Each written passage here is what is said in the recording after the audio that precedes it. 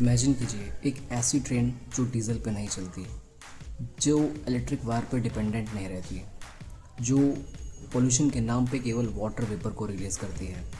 लेकिन अब ये केवल इमेजिनेशन नहीं रह गए, क्योंकि इंडिया ने अपनी पहली हाइड्रोजन ट्रेन को अप्रूवल दे दिया है।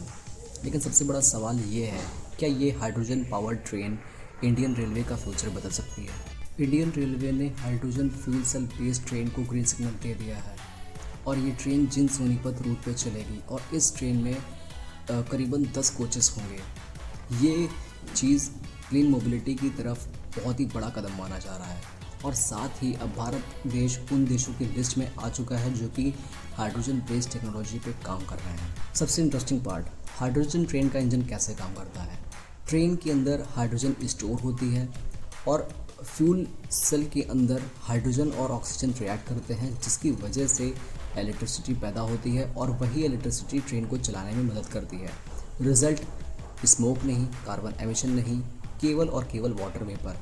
और इसी की वजह से इसे ग्रीन ट्रांसपोर्ट में बहुत ही बड़ा स्टेप माना जा रहा है। ये उससे बढ़कर भी बहुत कुछ है। 3 सबसे बड़े रीजंस।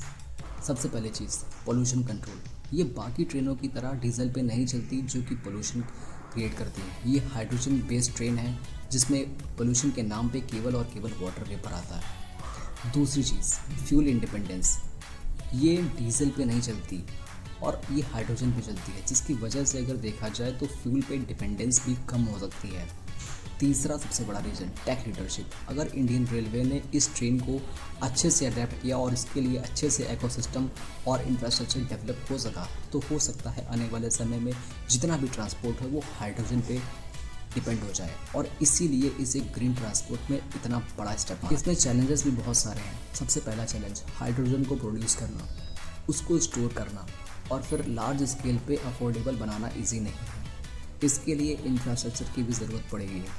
लेकिन अगर ये चीज़ सक्सेसफुल रही तो आने वाले सालों में हो सकता है कि इंडिया का रेलवे सिस्टम बहुत ही क्लीन। आपको क्या लगता है, इंडिया का फ्यूचर डीजल और इलेक्ट्रिक के साथ रहेगा या फिर हाइड्रोजन भी एक नया बिग रेवोल्यूशन बनेगा? कमेंट में बताओ।